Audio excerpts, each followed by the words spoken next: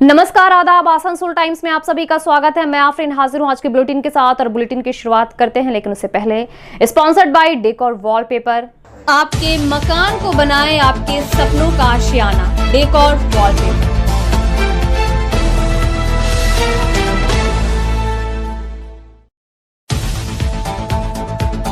And को sponsored by RLK nursing home. आज के बुलेटिन की शुरुआत करते हैं आज की अहम खबर के साथ, जो कि शिल्पांचल की है। जी हां, घाटी गली वो इलाका जहां हर तरफ कैमरास लगे हुए हैं, इसके अलावा लोगों की चहल पहल, लेकिन इन सब के बावजूद शनिवार रात को अपराधियों ने आसनसोल की घाटी गली इलाके से, जी हां, टेस्टिंग लैब से 1 लाख 2 लाख नहीं बल्कि 25 लाख रुपए के गहनों पर हाथ साफ कर दिया अपराधियों ने। शनिवार रात की ये बात है। आइए देखते हैं ये विशेष रिपोर्ट। आसनसोल में टेस्टिंग लैब से लाखों रुपए के सोने की चोरी हो गई। आसनसोल दक्षिण थाना इलाके के अंतर्गत घाटी गली में सोने की गुणवत्ता जांचने वाली लैब में रखे गए लाखों रुपए के सोने के गहनों पर अपराधियों ने अपना हाथ साफ कर दिया। घटना की सूचना पाकर पुलिस मौके पर पहुंची और छानबीन में जुट गई है। अभी तो बता दिया इनको। नहीं, वो कैमरा घटना हुआ है आपका? घटना हमारा दुकान में रात में चोरी हुआ। रात में हम लोग 8 बजे दुकान बंद करके चले गए थे। इसके बाद सुबह जब हम लोग 8:30 बजे दुकान खोलने के लिए आया तो दुकान का तो शटर में और कैप्सूल में कुछ भी नहीं हुआ था। जैसे लॉक था वैसे ही था, लेकिन साइड में गली था, वो गली से खिड़की वाला सब रड काट के चोर अंदर घुस के अलमारी का ताला तोड़ के सोना और चांदी लेके गए और पैसा। कितना पैसा था? 28,000 रुपये पैसा कैश था और सोना कितना? 800 ग्राम के लगभग सोना था और 10 किलो के लगभग चांदी था। कुल कीमत कितना आ रहा है? कुल कीमत मोटामोटी 25 लाख के लगभग था। सीसीटीवी में कुछ देखा गया? नहीं, सीसीटीवी हमारा उधर वाला कैमरा ख़राब हुआ है, इसलिए रात में हम लोग सीसीटीवी बंद करके जाते थे कुछ दिन पहले से। पुलिस आई है? पुलिस आई है, पुलिस अपना इन्विटेशन कर रही है। आप लोग कंप्लेंट लॉन्च किए? हाँ, कंप्लेंट हम लोग FIR कर लिए। आपका नाम? संजय सिंह सेंटर। शिल्पांचल की दूसरी सबसे बड़ी खबर, जो कि आसनसोल के लोगों के लिए एक बहुत ही खुशखबरी है। बेहतर इलाज के लिए अब आसनसोल के लोगों को दूर दराज लंबे सफर को तय करके दूसरे शहरों, दूसरे इलाकों में जाना नहीं पड़ेगा, क्योंकि आसनसोल में अब आज मंत्री मुलाय घटक ने लाइफलाइन मल्टी स्पेशलिटी हॉस्पिटल की नींव रखी जा चुकी है, जो बहुत जल्द बनकर तैयार हो जाएगी और आसनसोल के लोगों को अपने ही इलाके में मॉडर्न टेक्नोलॉजी के साथ इलाज किया जाएगा। शिल्पांचल के लोगों को अत्याधुनिक चिकित्सकीय सेवा मुहैया कराने के लिए रविवार को lifeline multi speciality hospital and paramedical institute की नींव रखी गई। आसनसोल उत्तर के विधायक और राज्य के कानून और लोक निर्माण मंत्री मुलाय घटक ने इस अत्याधुनिक अस्पताल की नींव रखी। ये एक 750 शैय्याओं का अत्याधुनिक अस्पताल है, जो कि 2023 के जून महीने तक बनकर तैयार हो जाएगा। इस अस्पताल के निर्माण में जिन्होंने सबसे अहम भूमिका निभाई वो है डॉक्टर जयंत भट्टाचार्य। उन्हीं का सपना था कि आसनसोल शिल्पांचल में एक इस तरह के अत्याधुनिक अस्पताल का निर्माण हो, जहां मरीजों को विभिन्न प्रकार की चिकित्सकीय सेवा वो भी अत्याधुनिक तकनीक के जरिए प्राप्त हो सके। Lifeline multi speciality hospital and paramedical institute में न सिर्फ कार्डियोलॉजी, एंडोक्राइनोलॉजी केयर यूनिट सहित विभिन्न जटिल रोगों का इलाज होगा। यहाँ एक नर्सिंग कॉलेज की स्थापना की जाएगी। नर्सिंग कॉलेज में 3 साल का कोर्स कराया जाएगा। जमुड़िया से शंभू अग्रवाल की खास रिपोर्ट। धन्यवाद এবং শুভেচ্ছা জানাই জয়ন্ত ভট্টাচার্য মহাশয়কে, ডাক্তারবাবুকে, যার উদ্যোগ নিয়ে এখানে হাসপাতালটা হচ্ছে।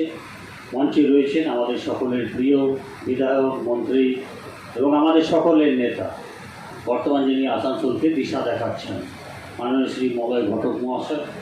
উপস্থিত রয়েছেন আমাদের আরেক নেতা, যিনি দীর্ঘদিন আসানসোল শিল্পাঞ্চলে বিভিন্ন মানুষের কাজকর্মের সঙ্গে যুক্ত এবং এডিডিএ চেয়ারম্যান বিধায়ক তাপস বন্দ্যোপাধ্যায় মহাশয়। রয়েছেন আমাদের আরেক বিধায়ক, যার কনস্টিটুয়েন্সিতে এই হাসপাতালটা হচ্ছে, মাননীয় শ্রী হরেরাম সিং মহাশয়। উপস্থিত রয়েছেন আমাদের বিশিষ্ট সমাজসেবী হরিনারায়ণ মিশ্র মহাশয়, আমাদের কাউন্সিলররা রয়েছে, বিশুদা রয়েছে, আমাদের দীর্ঘদিনের এবং আপনারা সকলে রয়েছেন। আমি সাধুবাদ এবং শুভেচ্ছা এই কারণেই জানালাম যে আজকে বর্তমান অবস্থার মধ্যে আমাদের এই শিল্পাঞ্চলে হাসপাতালের খুব প্রয়োজন হয়েছে। প্রাকৃতিক দুর্যোগ, প্রাকৃতিক পরিবেশ এবং যে সমস্ত পলিউশনের মধ্যেখানে মানুষ যেরকমভাবে রোগাক্রান্ত হয়ে পড়ছে, মানুষ যেরকমভাবে বিভিন্ন রকমভাবে মানুষের শরীর খারাপ হচ্ছে, যার জন্য আমাদের কখনো দুর্গাপুর যেতে হয়, কখনো কলকাতা যেতে হয়, কখনো ম্যাড্রাস যেতে হয়। যদি ওনার হাত ধরে এখানে চিকিৎসা ব্যবস্থা যদি সুন্দরভাবে প্রসার হতে পারে, যদি ওনার হাত ধরে এখানকার মানুষ যদি উপকৃত হতে পারে, এবং আমি ডাক্তার ভট্টাচার্যকে অনুরোধ করব, তার সঙ্গে তাপসবাবু আছে আমাদের রয়্যাল কেয়ারের, তাকেও ধন্যবাদ জানাই, কম পয়সায় এবং মমতা বন্দ্যোপাধ্যায়ের যে স্বাস্থ্যসাথী কার্ড এবং রাজ্য সরকারের যে ইএসআই ফ্যাসিলিটিস, সেগুলো যদি ইনক্লুশন করে দেয়, মানুষের কথা ভাবা হয়তো উনি ভেবেই এই নার্সিংহোমটা করছেন, তাদের কথা যদি ভাবা যায়, তাদের যদি সুযোগ করে দেওয়া যায়, আমার মনে হয় এই নার্সিংহোম আগামী দিনে সারা পশ্চিমবঙ্গ কেন ইস্টার্ন জোনের মধ্যে একটা জায়গায় প্রতিষ্ঠিত হবে। আপনার आज के सुपर यूटी हॉस्पिटल का उद्घाटन लाइफ लाइन का ये मंच पर उपस्थित हमारे मंत्री, हम लोगों के नेता मलाइदा, साथ में हमारे विधायक एरिया चेयरमैन तापसदा अमरदा है, और विशेष करके मैं डॉक्टर भट्टाचार्य जी को धन्यवाद देना चाहता हूँ कि उन्होंने जो आज आसनसोल के पास में ये जो हॉस्पिटल खोलने का निर्णय लिया, ये बहुत अच्छा ही निर्णय है। सबसे बड़ी खुशी हमको ये है, मंत्री जी बैठे हुए हैं, कई बार उनको भी बोला कि दादा हमारा विधानसभा में एक बढ़िया हॉस्पिटल होना चाहिए, क्योंकि जमुड़िया में कोई हॉस्पिटल नहीं। आज हमारी इच्छा पूरी हुई है, कम से कम मेरे विधानसभा के अंदर आसनसोल से सटा हुआ भले ही हो, इतना बड़ा हॉस्पिटल, ट्रेनिंग इंस्टीट्यूट खुल रहा है, ये मेरे लिए सौभाग्य की बात है। मैं डॉक्टर भट्टाचार्य जी को धन्यवाद देना चाहता हूँ कि कोरोना काल में जो उन्होंने सेवा किया, हम लोगों ने देखा कहीं बेड नहीं मिलता था, परंतु जब भी हमने रॉयल केयर में टेलीफोन किया, बोला दादा कम से कम एक तो बेड जुगाड़ कर दीजिए, और उन्होंने तुरंत काम किया। इसलिए उन्होंने एक हम लोगों के ऊपर अच्छा छाप छोड़ा है। अपने लिए तो सब लोग करते हैं, अपने बच्चों के लिए सब लोग करते हैं, परंतु समाज के लिए जो करता है वही जो है अच्छा आदमी होता है। मैं इस मंच पर एक बात जरूर कहना चाहूँगा कि आज से 30 साल 35 साल पहले, हम लोग 40 साल लगभग 50 साल मेरा हो गया यहाँ, उस समय एक हॉस्पिटल आसनसोल में था, एलएम हॉस्पिटल के नाम से लोग जानते थे। बड़ी परेशानी होती थी। हमारी सरकार 2011 में आई, दादा के प्रयास से इसको हॉस्पिटल को डिस्ट्रिक्ट हॉस्पिटल में हम लोगों ने परिणत किया है। साथ ही साथ इतने हॉस्पिटल प्राइवेट हुए हैं, मिशन भी कर रहा है।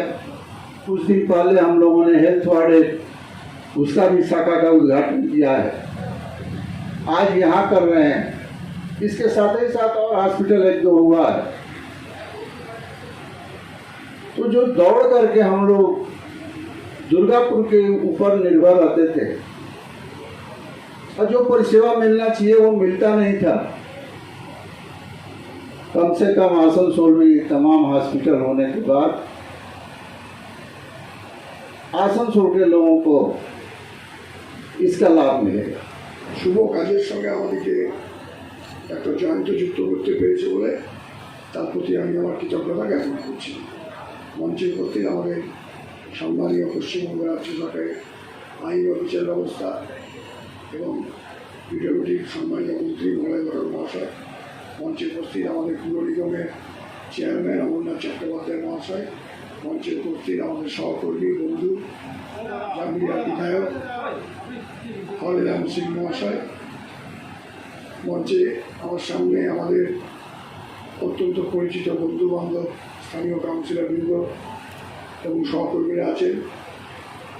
এই হাসপাতাল শুরুর সময় যারা আছেন আর কি, সেই সব শুভানুপ্রিয়রা আছেন, ডাক্তারবাবু পরিবারের সদস্যরা আছেন, রয়্যাল কেয়ারের তাপসবাবু আছেন, আর অন্যান্য সংবাদপত্র মাধ্যম থেকে আসা প্রতিনিধিবৃন্দ আছেন।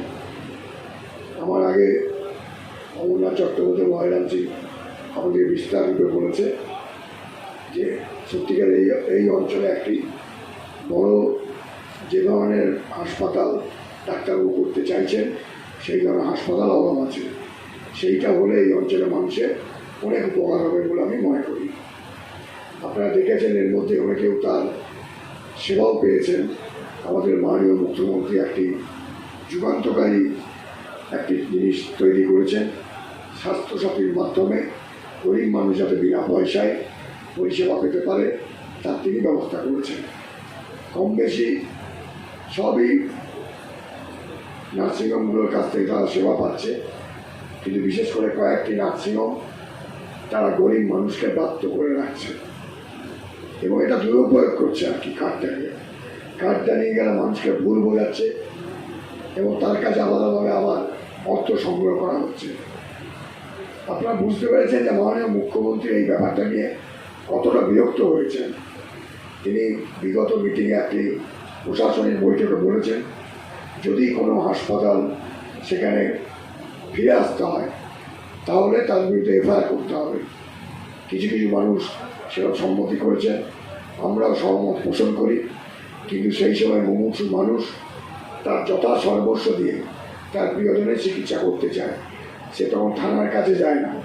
মাঝে মাঝে আমাদের খুব অসহায় মনে হয়। তার মধ্যেও কিছু কিছু নার্সিংহোম আছে, আমি এইখানে নাম করে অন্যদের আর ছোটো করতে চাই না, তারা প্রতিনিয়ত আমি দেখেছি প্রতিনিয়ত স্বাস্থ্যসাথী কার্ডের মাধ্যমে যে মানুষ যাক তার পরিষেবা তারা দেয়। চেয়ারম্যান আমাদের জামুরিয়ার কাউন্সিলররা আছেন, আসানসোল কর্পোরেশনের কাউন্সিলরবৃন্দ আছেন, আমাদের বিশ্ববাবুকেও দেখছি বসে আছেন।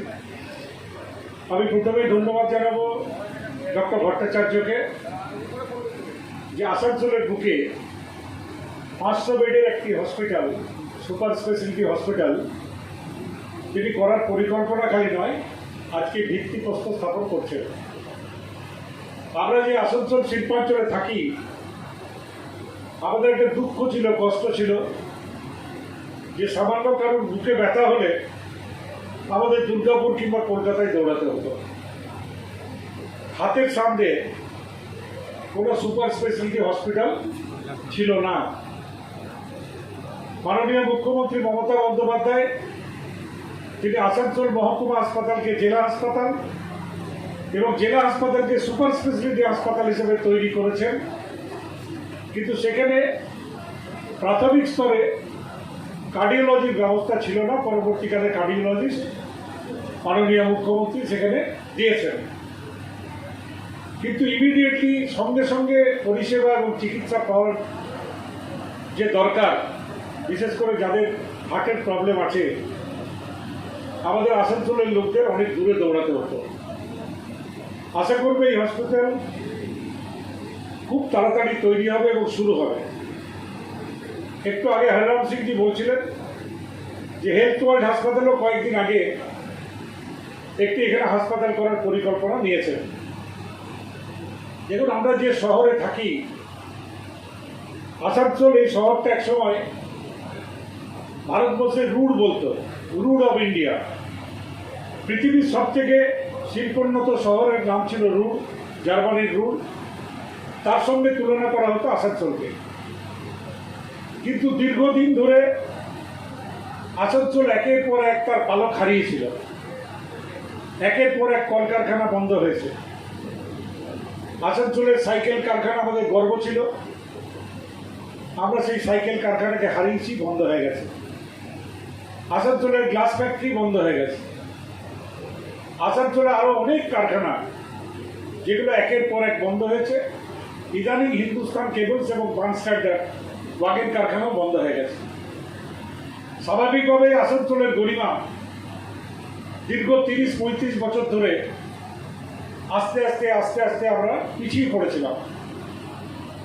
কিন্তু 2011-তে মাননীয় মুখ্যমন্ত্রী দায়িত্ব পাওয়ার পরে আবার তিনি আমাদের আসানসোলের দিকে নজর দেওয়ার জন্য আমরা আসানসোলে আবার কিছু জিনিস আমরা পেয়েছি, পালক যুক্ত হয়েছে। আসানসোলে আমরা যেমন সুপার স্পেশালিটি হসপিটাল পেয়েছি, আসানসোলে আমরা ইউনিভার্সিটি পেয়েছি, কাজী নজরুল বিশ্ববিদ্যালয়। ঠিক সেইভাবেই বহু প্রকল্প আমাদের এখানে হয়েছে। যেটির অভাব ছিল সেটা হচ্ছে একটি হাসপাতাল, সুপার স্পেশালিটি হসপিটাল।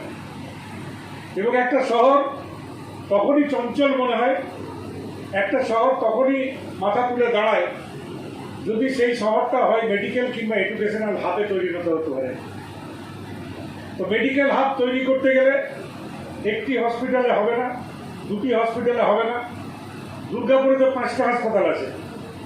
যত কম্পিটিশন হয়, যত বেশি হসপিটাল হয়, তত বেশি পেশেন্ট সেখানে আসে।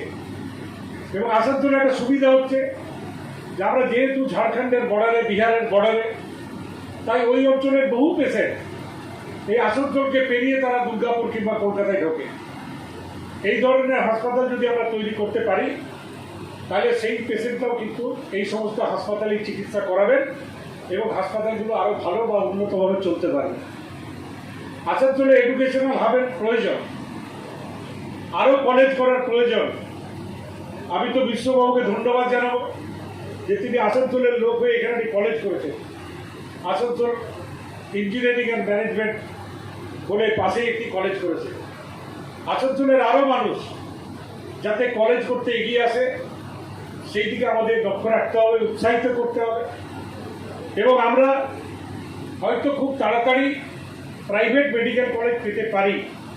ইতিমধ্যে দুটি সংস্থা আসানসোলে মেডিকেল কলেজ করার জন্য প্রস্তাব দিয়েছে। আমরা মাননীয় মুখ্যমন্ত্রীর কাছে সেই প্রস্তাব বিবেচনাধীন আছে। হয়তো খুব শীঘ্রই আমরা এগুলো পেলে আসানসোলের মেডিকেলের পরিষেবা এবং শিক্ষার পরিষেবা সেটা আরও বেশি উন্নততর হবে।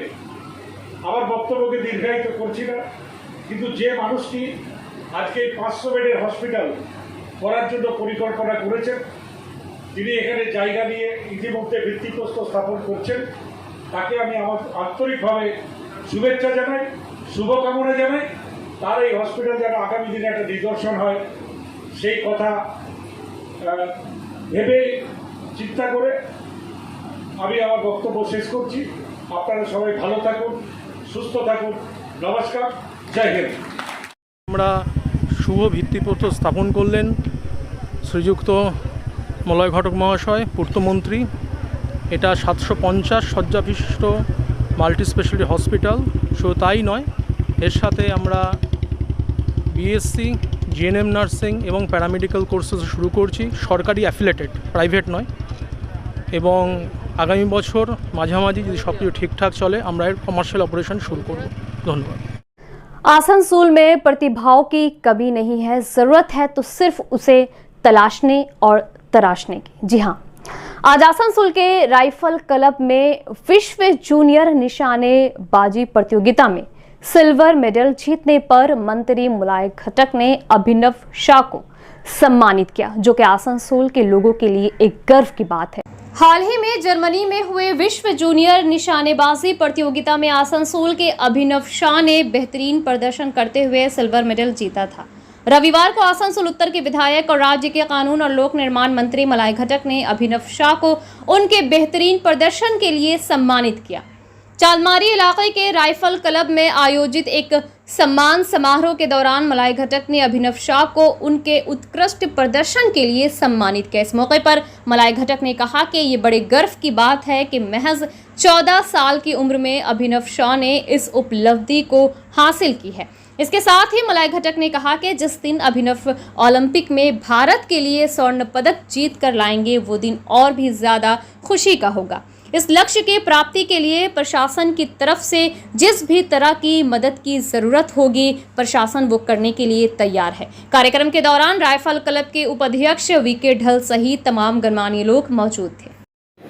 রাইফেল ক্লাবের জুনিয়র সদস্য 14 বছরের অভিনব সাউ খুবই ভালো শুটার। এখানে খেলো ইন্ডিয়া, ন্যাশনাল শুটিং, মামলাকার সব জায়গা থেকে পুরস্কার পাওয়ার পরেও এইবারে সিলেকশন ট্রায়ালে চান্স পাওয়ার পর উনি জার্মানিতে ওয়ার্ল্ড শুটিং চ্যাম্পিয়নশিপ জুনিয়র ডিভিশনে যে হয়েছে সেখানে স্কুলে পার্টিসিপেট করেছিলেন এবং সেখানে তিনি দ্বিতীয় পদাধিকার অর্জন করেছেন এবং তার জন্য আমরা বিশেষভাবে গর্বিত। আমরা আজকে আরও বিশেষভাবে গর্বিত এই কারণেই যে একটি বাচ্চা ছেলে মফস্বল শহর থেকে সবারই সহযোগিতা নিয়ে অনেক দূর এগিয়েছেন এবং ভবিষ্যতেও রাখবো যেন অলিম্পিক পর্যন্ত সে পৌঁছতে পারে। একই সঙ্গে আমি ধন্যবাদ জানাবো তার বাবা মাকে, যারা নিজের দিকে স্যাক্রিফাইস করেও ওই বাচ্চাটির পেছনেই তারা প্রথম থেকেই পড়ে আছে। আমি তো শুনলাম যে ছেলেটিকেও নিজের খরচাতে যেতে হয়েছিল জার্মানিতে, যদিও 5 জন যাওয়ার অ্যালাউ ছিল, 3 জন গভর্নমেন্টের খরচা পায়, ফার্স্ট সেকেন্ড থার্ড এবং ফোর্থ ফিফথে নিজের খরচায় যেত। সেই ভেঞ্চারটা ওনারা নিয়েছিলেন যে ধার দেনা করেও বাচ্চাটিকে এবং বাচ্চার বাবা নিজের খরচাতে সঙ্গে জার্মানিতে যায় এবং ওইখানে গিয়ে তাদের এই সাফল্য আমাদের সর্ব কষ্ট সর্ব দুঃখ তাদের মিটিয়ে দিয়েছে এবং আমরা যথাসাধ্য চেষ্টা করব যাতে বাচ্চাটি ভবিষ্যতে আরও সবারই সাধারণের সাহায্য পেয়ে আরও এগিয়ে যেতে পারে এবং তার জন্য আমরা চেষ্টা করব। আর আজ মন্ত্রিমণ্ডল আপনারা যেটা শুনলেন অভিনব সাউ আমাদের আসানসোল রাইফেল ক্লাবের পশ্চিমবঙ্গের প্লাস দেশের ফ্ল্যাগ একদম উঁচু করে নিয়ে গিয়ে ইয়াংগেস্ট পার্টিসিপেন্ট ছিল আমাদের প্রায় 85 জন গিয়েছিল ইন্ডিয়া থেকে এই আইএসএসএফ জুনিয়র ওয়ার্ল্ড ক্লাব যেটা শুরু জার্মানিতে হয়েছিল ওর ওইখানে ওয়ার্ল্ড কাপে ওই ওয়ার্ল্ড কাপের আপনার আমাদের অভিনব যেহেতু অশোকদা যেটা বললেন যে আমাদের এখন স্পোর্টস অথরিটি অফ ইন্ডিয়ার পলিসি হয়েছে যে যারা ইন্ডিয়াতে ন্যাশনাল র্যাঙ্কিংয়ে ফার্স্ট সেকেন্ড থার্ড হয় ওদের জন্যই গভর্নমেন্ট কস্ট দেয়। 4 নম্বর 5 নম্বর যেতে পারে কিন্তু ওদের কস্টটা ওদের নিজের বের করতে হয়, টোল কস্ট গভর্নমেন্ট অ্যালাউ করে। আর আমি এদের সঙ্গে প্রথম থেকেই জুড়ে আছি আর আমি জানি যে কীভাবে কষ্ট করে রূপেশ আর ওর মিসেস আর বাচ্চা কীভাবে ওরা কষ্ট করে ফাইন্যান্সিয়াল জোগাড় করে আর অত কম সময়ে মানে যেখান ধরুন কলকাতা থেকে ভিসা হচ্ছে না, দিল্লি থেকে বলে দিল যে ভিসা হবে না, যেহেতু ওইখানে আপনার স্টেট হোম স্টেট হচ্ছে বেঙ্গল, আপনাকে ইস্ট ইন্ডিয়া থেকেই করতে হবে, আমরা খালি নর্থ ইন্ডিয়ার করব। তাতেও আমরা কষ্ট করে কোনোরকম ওর ক্যালকাটা থেকে ভিসা করালাম, বাকি সব ডকুমেন্ট হলো। ওরা অনেক কষ্টতে এইদিকে ওইদিকে মানে ধার দেনা করে করে ফান্ড জোগাড় করলো কেনা একটা চান্স পেয়েছি তো ছেলেকে নিয়ে একবার যাব। অ্যান্ড দি মানে icing on the cake is কে গিয়ে ছেলেটা আপনার আমাদের এখন মানে শুটিংয়ে যেটা হয় কোয়ালিফিকেশন আগে আপনাকে করতে হয়, কোয়ালিফিকেশনে যারা টপ 8 হয় ওরাই ফাইনালে যেতে পারে। কোয়ালিফিকেশনে আমাদের 8 জনের মধ্যে 4 জন ইন্ডিয়ান হয়ে গেল। আর আইএসএসএফ রুলসের অনুযায়ী আপনার এক কান্ট্রি থেকে 3 জনের বেশি ভাগ নিতে পারে না, কিন্তু যেহেতু অভিনবের স্কোর যে 4 নম্বর ছিল, 4th ইন্ডিয়ান ওর থেকে ভালো ছিল, Abhinav was very lucky to get the chance to participate in the finals. আর আমাদের যেটা এখন নিয়ম হলো যে আপনি কোয়ালিফাই করলেন, যতই ভালো করলেন, আপনি 600-র মধ্যে 599 যদি পেয়েছেন তবেও আপনাকে ফাইনালসে 0 থেকে স্টার্ট করতে হবে। 0 থেকে স্টার্ট করে হাড্ডাহাড্ডির লড়াই লড়লো আরেকজন ইন্ডিয়ানের সঙ্গে ফর দি গোল্ড মেডেল। মানে এমন ভালো ইন্টারেস্টিং ছিল যেটা লাইভ টেলিকাস্ট হচ্ছিল, আমরা দেখতে পাচ্ছিলাম। আপনার মানে একবার অভিনব এগিয়ে যাচ্ছে, একবার ওই পাটিল রুদ্রাংশ পাটিল মহারাষ্ট্রের ছেলে ও এগিয়ে যাচ্ছে। আলটিমেটলি মানে উইথ মোর এক্সপিরিয়েন্স রুদ্রাংশ পাটিল যে হলো গোল্ড পেলো আর আমাদের অভিনব সাহ সিলভার পেলো। আমার যতদূর মনে হয় আমাদের আসানসোল রাইফেল ক্লাবের ইতিহাসে 1982-তে আমাদের একজন মেম্বার প্রণব রায় এশিয়ান গেমসে ওরাও টিমে ট্র্যাপ শুটিংয়ে সিলভার মেডেল পেয়েছিল। তারপরে আমার মনে হয় এইদিকে লাস্ট 40 ইয়ার্স আমাদের আসানসোল রাইফেল ক্লাবের হিস্ট্রিতে কেউ কোনো আমাদের মেম্বার কেউ ধরুন কোনো এইভাবে ইন্টারন্যাশনাল মেডেল আমার মনে হয় প্রাপ্ত করেনি। তো এই জন্য আমি মনে করছি যে we should give him a round of applause to Abhinav achievement. আর আমরা আশা করি যেভাবে ওর এখন পারফরমেন্স আছে ও অলরেডি ইন্ডিয়ান শুটিং টিমে সিনিয়র টিমে সিলেক্ট হয়ে গেছে। বিং এ জুনিয়র ও সিনিয়র টিমে সিলেক্ট হয়ে গেছে স্কোয়াডে, ওইখানে ওখানে ট্রেনিং হবে, সব কিছু হবে। আর আমি আমাদের মন্ত্রী মশাইকে রিকোয়েস্ট করব যদি কোনো রকম ওনাকে একবার সিএম থেকেও একটা ফেলিসিটেশন বা একটা এটা যদি ওনার গুড অফিসে ইউজ করে যদি করাতে পারেন, যে থেকে আমাদের এই ঘরের ছেলে একটু এনকারেজমেন্ট পাবে। এই বলে আমার বক্তব্য। জানি না ওর বাবার সাথে ঘনিষ্ঠ সম্পর্ক, আমার কাছে প্রায় আসে, কথা হয়, শুনেছি। এবং ও যে একদিন রাইজ করবে এটা কিন্তু জানা ছিল। আজকে সিলভার মেডেল পেয়েছে জুনিয়রে। আমরা আসানসোলের মানে যারা থাকি তারা সত্যি খুশি হবো যেদিন অলিম্পিক্সে গোল্ড নিয়ে আসে। এবং অলিম্পিক্সে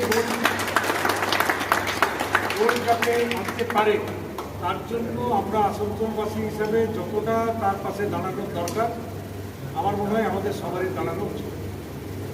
যেভাবে সে এখানে সিলভার মেডেল নিয়ে এসছে একটু আগেই আপু বলছিল, এবং সিনিয়র টিমে ইতিমধ্যে ইনক্লুডেড হয়ে গেছে, সুতরাং ওর পসিবিলিটি আছে ওকে আমাদের পাশে দাঁড়িয়ে আরও ভালো দিকে পারফরমেন্স করতে পারে, সেই জন্য আমাদের চেষ্টা করতে হবে। তার জন্য আমি ওর বাবার সাথেও কথা বলবো। তো বাবা ইতিমধ্যেই আমাকে দু একবার বলেছিল, চিঠিও দিয়েছিল স্পোর্টস ডিপার্টমেন্টে। তো আমি এবারে যেহেতু সিলভার পেয়েছে একটা পসিবিলিটি তৈরি হয়েছে, আমি নিশ্চয়ই চেষ্টা করবো যাতে ওর পাশে দাঁড়ানো যায়। আর ডিএম সাহেবও আমাকে একদিন যে ওকে ফেলিসিয়েট করবেন বলে, আমরা বলেছিলাম যে না, ক্লাবের তরফ থেকে তো হবেই, আমি তাকে থাকবো, আপনারা করে ফেলুন। ডিএম সাহেব করেছিল, ডিএম সাহেব ফেলিসিয়েট করেছেন, সরকারের থেকে ফেলিসিয়েট করা হয়েছে। এইটুকুই কথা বলা। আসানসোল রাইফেল ক্লাব অন্তপক্ষে পাপুর নেতৃত্বে কিন্তু বেশ এই কয়েক বছরে অনেকটা উন্নতি করেছে। আমি দেখেছি প্রতিবারেই আসি কিছু না কিছু অ্যাডিশন হচ্ছে, এবং আসানসোল রাইফেল ক্লাবে অনেক টুর্নামেন্টও হয়, ন্যাশনাল লেভেলেরও টুর্নামেন্ট হয়। তাই আমরা যাতে সবাই মিলে পাশে দাঁড়িয়ে অন্তপক্ষে আসানসোল রাইফেল ক্লাবের নাম মানেই আসানসোলের নাম উজ্জ্বল হয়, এটাকে সামনে রেখে আমাদের করতে হবে। আমি ধন্যবাদ জানাই আরেকবার অভিনবকে তার পারফরমেন্সের জন্য। নমস্কার। हर इंसान का शौक होता है कि वो हवाओं से बात करे, सवारी के जरिया, बाइक के जरिया, लेकिन कभी कभी ये शौक इंसान को ले डूबता है और कभी कभी मौत के दरवाजे तक भी पहुंचा देता है। ऐसा ही एक तेज रफ्तार शौक रखने वाले रानीगंज के इरफान खान को ये शौक महंगा पड़ा। जी हाँ, शनिवार देर रात हुए एक हादसे में बुरी तरह जख्मी हुए इरफान खान फिलहाल जिला अस्पताल में इलाजरत है। अक्सर तेज रफ्तार जानलेवा साबित होती है या फिर बहुत बड़े हादसे का सबब बन जाती है।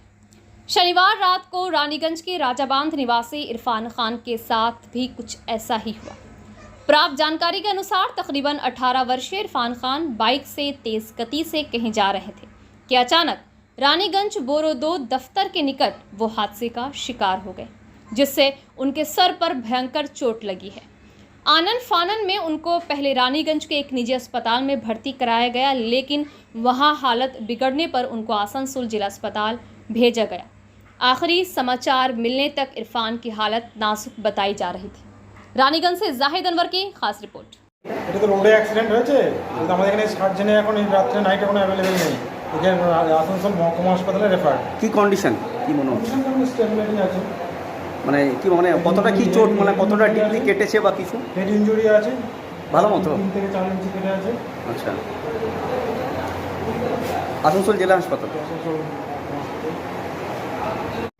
मन की बात, जी हाँ, हमारी नहीं, हमारे प्रधानमंत्री नरेंद्र मोदी ने मन की बात की। देशवासियों से मन की बात की आसनसोल में भाजपा नेताओं और कार्यकर्ताओं ने टीवी पर मन की बात का लाइव टेलीकास्ट देखा।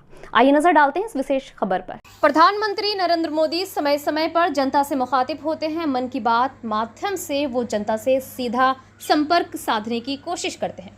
रविवार को भी प्रधानमंत्री नरेंद्र मोदी ने मन की बात की। भाजपा नेता जितेंद्र तिवारी सहित अन्य कार्यकर्ताओं और समर्थकों ने प्रधानमंत्री नरेंद्र मोदी की मन की बात को गौर से सुना और उनके आदर्शों पर चलते हुए एक नए भारत और एक नए बंगाल की रचना करने का संकल्प लिया।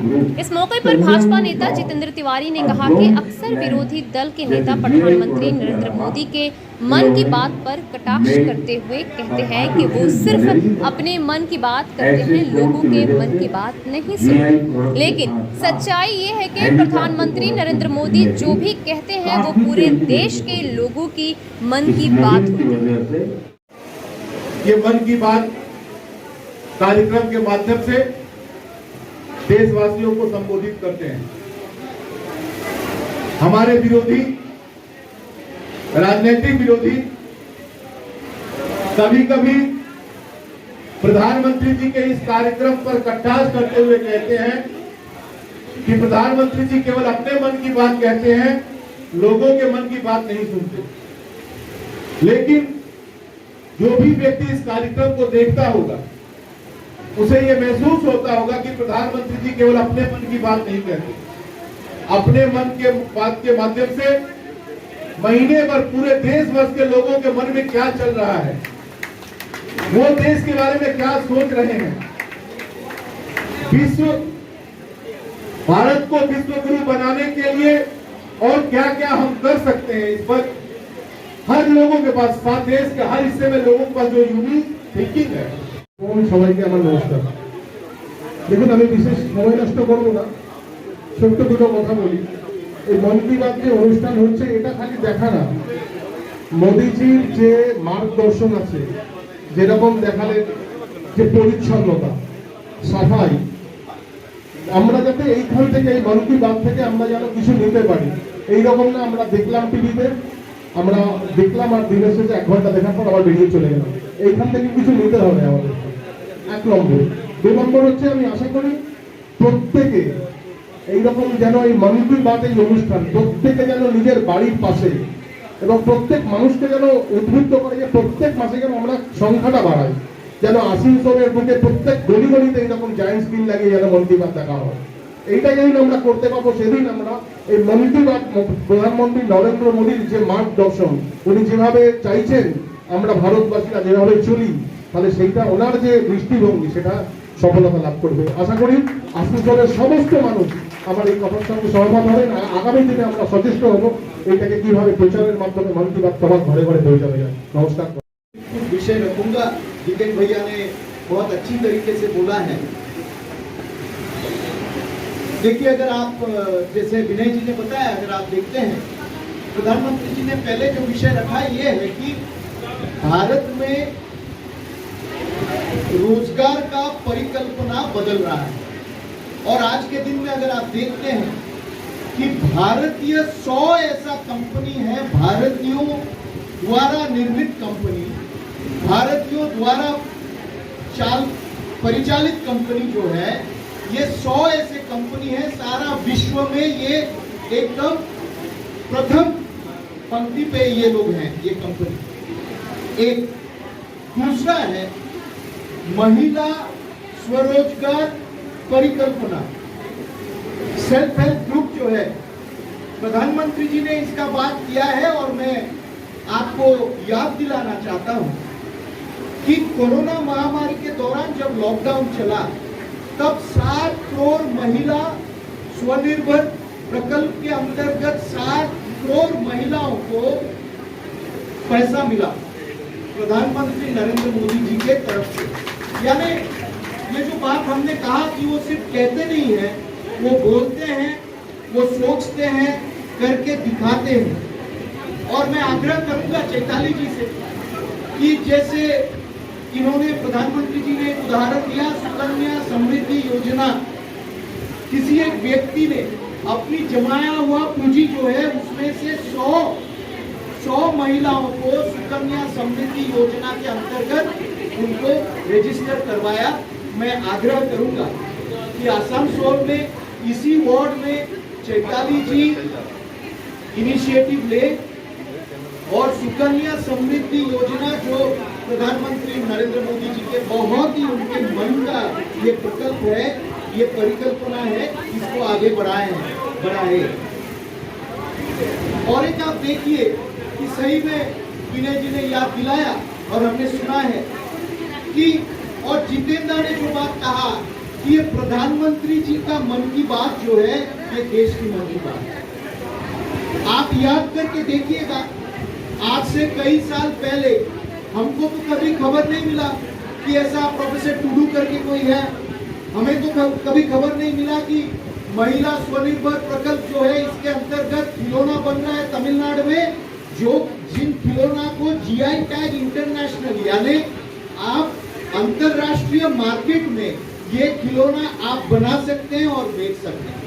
आपको याद होगा कि उत्तर प्रदेश में माननीय प्रधानमंत्री जी के परिकल्पना से, उनके सोच, उनके विचार से एक जिला और एक प्रोडक्ट, हिंदी में की बोला होगा, 1 डिस्ट्रिक्ट 1 प्रोडक्ट, एक जिला एक उत्पाद, एक जिला एक उत्पाद, 1 डिस्ट्रिक्ट 1 प्रोडक्ट का प्रकल्प उत्तर प्रदेश में माननीय प्रधानमंत्री जी ने शुरू किया। और मैं आपको बताना चाहता हूँ, तालियां सुनने के बाद आप ताली मारिए, मैं क्योंकि उत्तर प्रदेश में हर जिला के एक जो उत्पाद है, ये उत्पाद आज के दिन जाकर अंतरराष्ट्रीय बाजार में बिक रहा है। उसका पैसा किसको मिल रहा है? महिलाओं को मिल रहा है। उसका पैसा सेल्फ हेल्प ग्रुप को मिल रहा है। और पश्चिम बंगाल में हमारे लिए सबसे ज्यादा ये अहमियत रखता है, क्योंकि पश्चिम बंगाल में कई स्वनिर्भर प्रकल्प चलते हैं। आपको पता नहीं चलेगा, पर मैं कह रहा हूँ कि प्रधानमंत्री जी ने किया लॉकडाउन के दौरान 7 करोड़ महिलाओं को स्वनिर्भर प्रकल्प के अंतर उनको पैसा दिया गया डायरेक्ट उनके अकाउंट में, किसी दलाल के मार्फत नहीं।